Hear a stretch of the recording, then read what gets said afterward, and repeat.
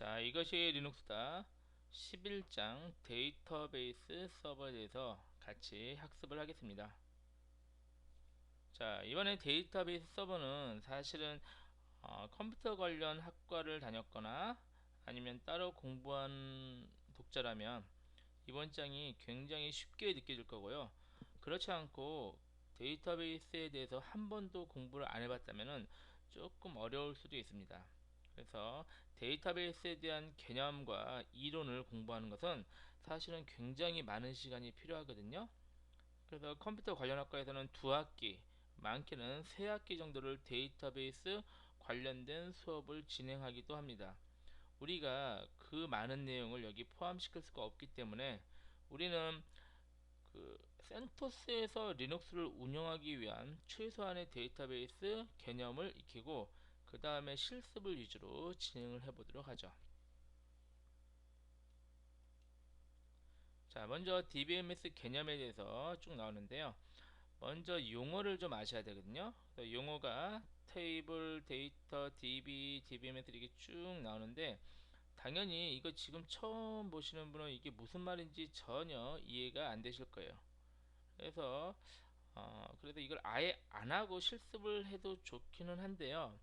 그러면 또 이제 실습을 내가 뭘 하고 있는지 자체를 이해를 못 하거든요. 그러니까 사실 이제 요 자체를 외우는 것보다요. 요 그림 있죠? 요 그림을 통해서 방금 한 용어들을 기억을 해 놓으시면 그러면 될 것 같습니다. 그래서 요 그림을 위주로 생각을 해 볼게요.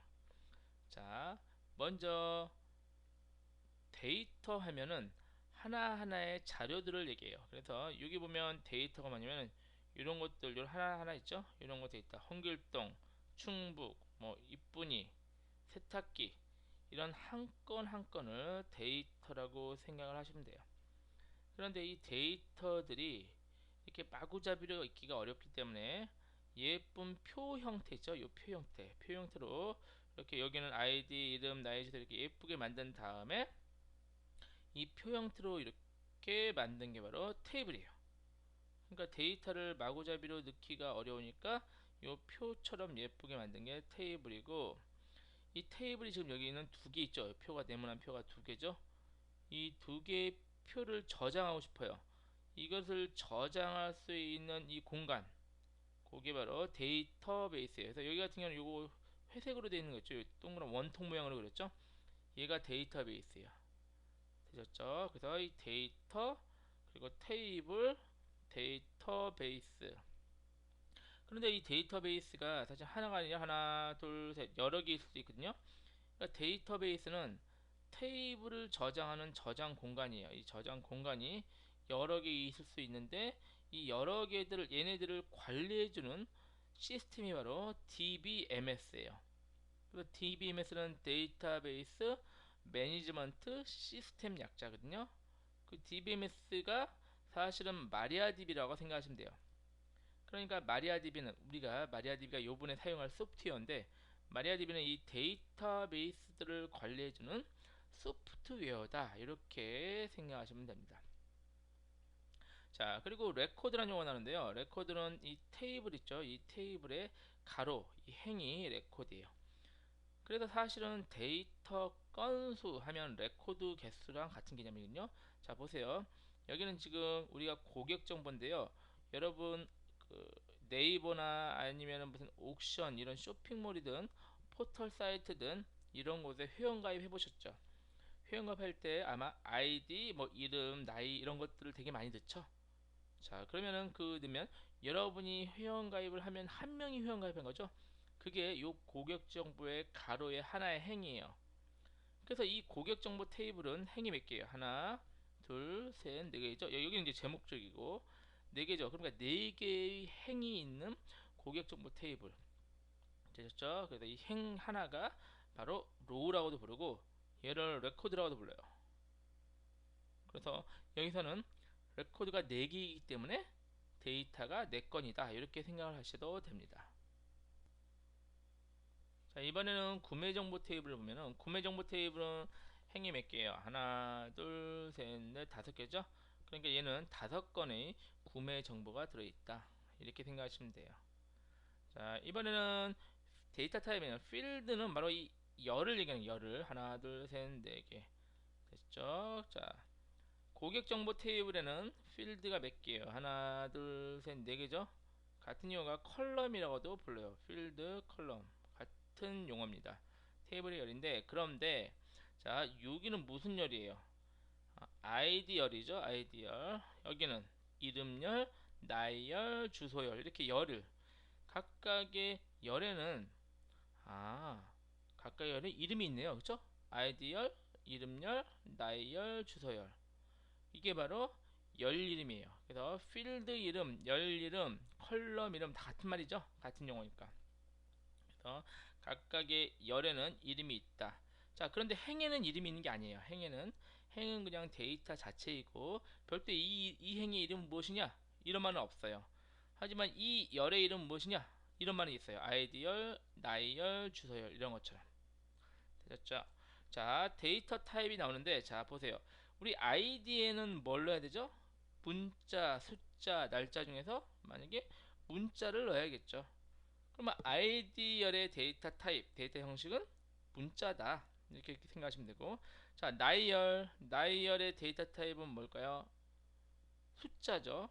그러니까 나이열에 22, 뭐 23 이런 걸 넣어야지, 나이열에 좀 뭐 많이 먹었음, 뭐 아직 어림, 이렇게 넣으면 안 되겠죠. 나이열에는 숫자를 넣어야 됩니다. 그게 바로 데이터 타입입니다. 그러니까 데이터 타입에는 각 열마다 지정이 되어 있네요. 이 열은 데이터 타입이 문자, 이 열은 숫자, 이 열은 날짜, 이런 식으로 데이터 타입은 열에 지정이 되어 있고. 자, 주키 볼까요? 주키는 레코드를 식별하는 유일한 값을 갖고 있는 필드인데, 자 볼게요. 주키는 프라이머리 키라고 쓰는데, 자 우리가 여러분 회원 가입하실 때 혹시 기억나시나요? 아이디를 입력하고요, 같은 아이디로 다른 사람이 쓰는 아이디로 제가 회원 가입을 할 수가 없죠. 그렇죠? 그게 무슨 말이냐면, 이 아이디만 알면은 그 사람이 어떤 사람인지 알 수가 있다는 얘기예요. 그러니까 아이디열은 중복이 돼야 안 돼요. 당연히 중복이 안 되거든요. 중복이 안 되는, 그죠? 당연히 중복이 안 되니까 이 아이디만 알면 누군지 알 수 있죠. 이해되셨나요? 이게 주키고요.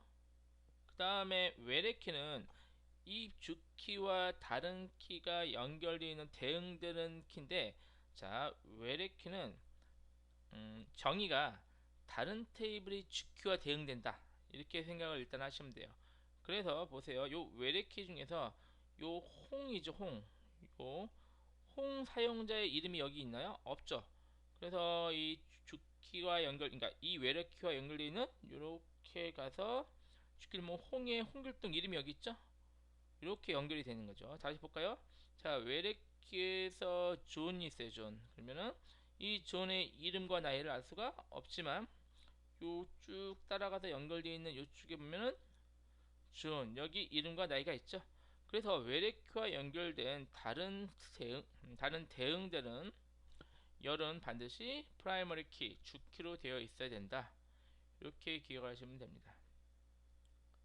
자, RDBMS는 관계형 DBMS, 우리가 사용하는 지금 DBMS가 관계형 DBMS고, 마리아DB, 우리가 사용할 소프트웨어인 마리아DB도 관계형 DBMS입니다.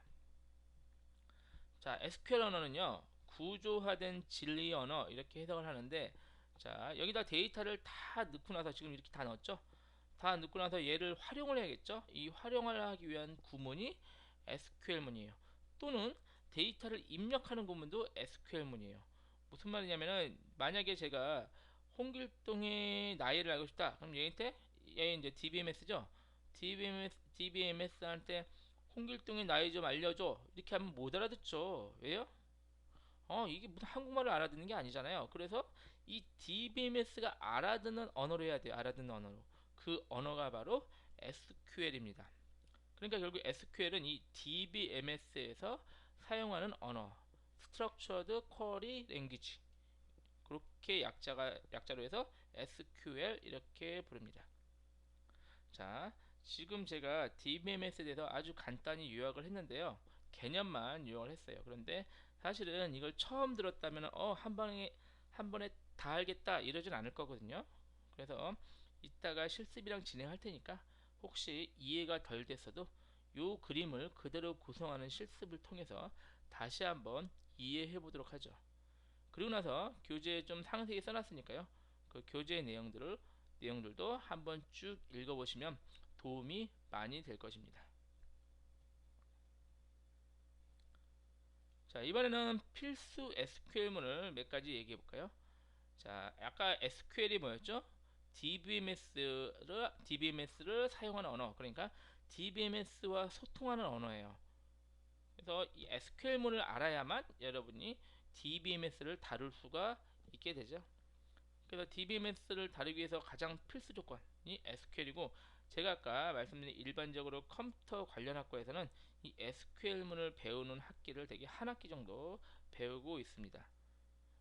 자, 우리도 한 학기 동안 할 수가 없기 때문에 그러니까 이 SQL문 자체가 책 한 권 분량이거든요. 그렇기 때문에 우리는 마리아DB를 사용하기 위한 최소한의 SQL을 먼저 기본적으로 보고, 그리고 나서 이따가 실습을 통해서 직접 적용을 시켜볼게요. 자, 먼저 DB 이름, 데이터베이스 이름을 주의하는 것은 show 데이터베이스입니다. 자, 사용할 DB를 지정하는 것은 use 데이터베이스 이름인 건데, 이게 무슨 말이냐면은 DB 이름을 주의하는 게, 여기 마리아DB에 DB가 몇 개 있어요. 하나, 아까 DB가 뭐예요? 이 원통 모양이죠. 하나, 둘, 세 개죠. 이 세 개를 확인하는 거예요. 뭐뭐 이름을 보고 싶다. 요게 방금 show 데이터베이스고, 그리고 사용할 DB 지정은 우리가 이 안에서 DB 안에다 뭘 할 거냐면요, 테이블도 만들고 데이터도 입력하고 이런 작업을 할 거거든요. 그런데 DB가 지금 하나예요, 여러 개예요? 여러 개 있죠. 그래서 어느 DB를 사용할 것인지, 지금부터 어느 DB를 쓰겠다, 이게 바로 use 데이터베이스 구문입니다. 저 use 데이터베이스 요거죠. use 데이터베이스. 자, 데이터베이스 생성하는 거는 create 데이터베이스 이름이에요. 자, 요 DB가 요게 지금 그림에 그려져 있지만 처음부터 있는 건 아니에요. 아니고 마리아DB를 설치하면 이 안에는 기본적으로 MySQL 테스트 이렇게 시스템만 쓰는 DB가 있거든요. 저희가 필요한 쇼핑몰 DB는 처음부터 만들어져 있지 않기 때문에 우리가 DB를 처음에 만드는 구문이 create 데이터베이스 이렇게 구문이 있고, 삭제하는 거는 drop 데이터베이스 이렇게 사용을 하시면 돼요.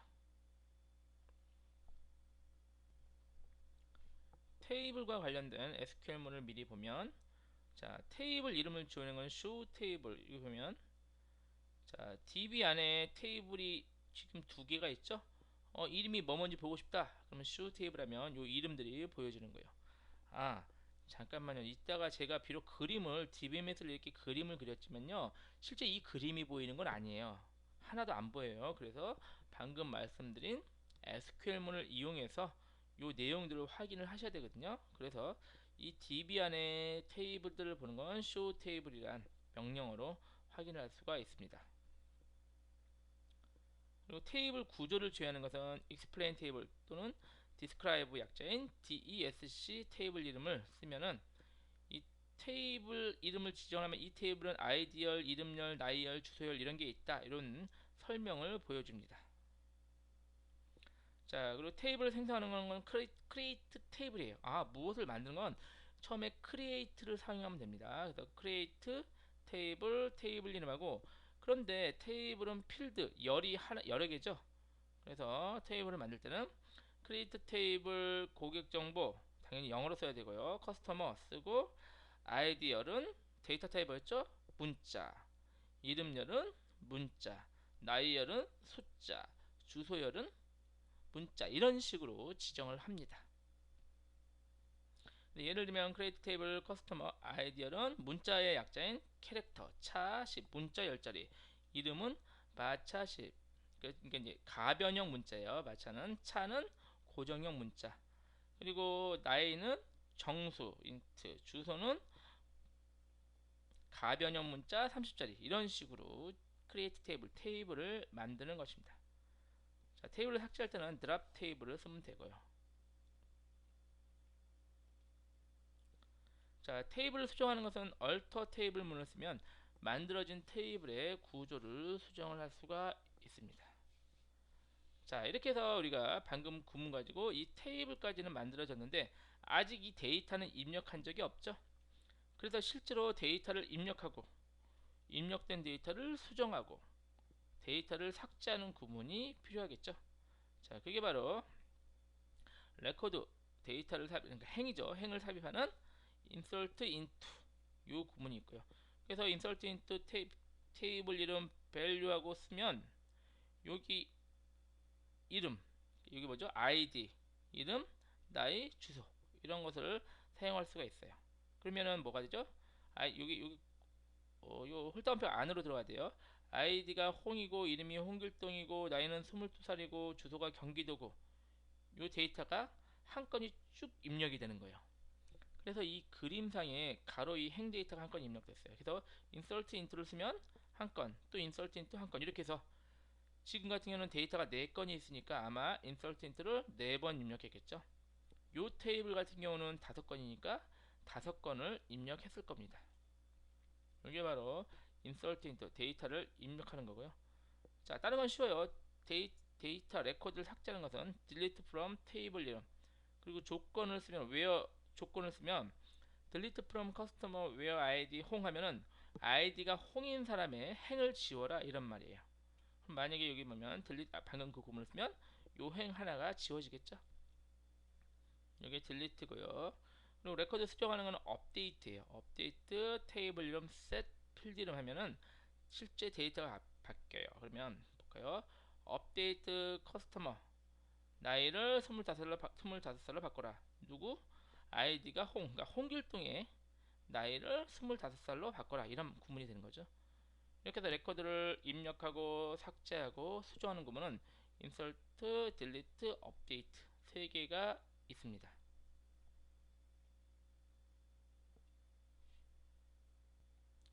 테이블을 조회하는 구문은요. 실제 데이터를 완전히 구축하고 나면 볼까요? 데이터를 열심히 인설트를 해가지고 다 넣었어요. 구축하고 나서 이걸 구축하는 게 목표예요. 그보다 더 중요한 것은 이 데이터를 활용하는 거죠.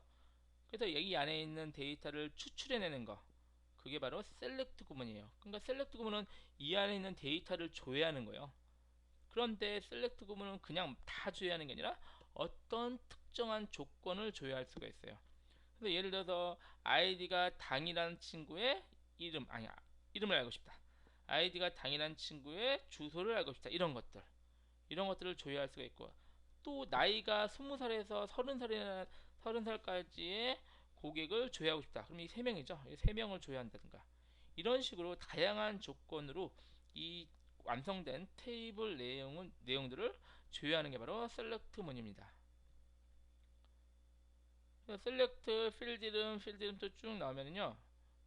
그리고 이제 테이블 이름 나오고 웨어 조건을 쓰면은 조회가 되는데 예를 보면은 셀렉트 별표 필드 이름 자리에 별표면 모든 필드를 보겠다. 모든 열을 보겠다. 이런 말이죠. 셀렉트 별표 from customer 고객 테이블의 모든 내용을 다 보자. 이런 말이고 셀렉트 ID name만 쓰면 고객 정보의 아이디와 이름열만 보자. 그리고 이렇게 하고 where하고 뭐죠? 고객 중에서 아이디가 존인 사람의 아이디와 이름을 보자.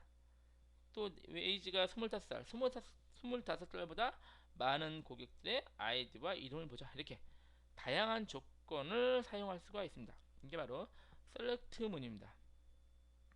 실제 셀렉트문 자체만 가지고도 많은 책에서 많은 부분을 할당해요. 그래서 어떤 책 같은 경우는 이 셀렉트문 거의 셀렉트문만 몇백 페이지 이상이 나와 있는 데이터베이스 책들도 종종 있습니다.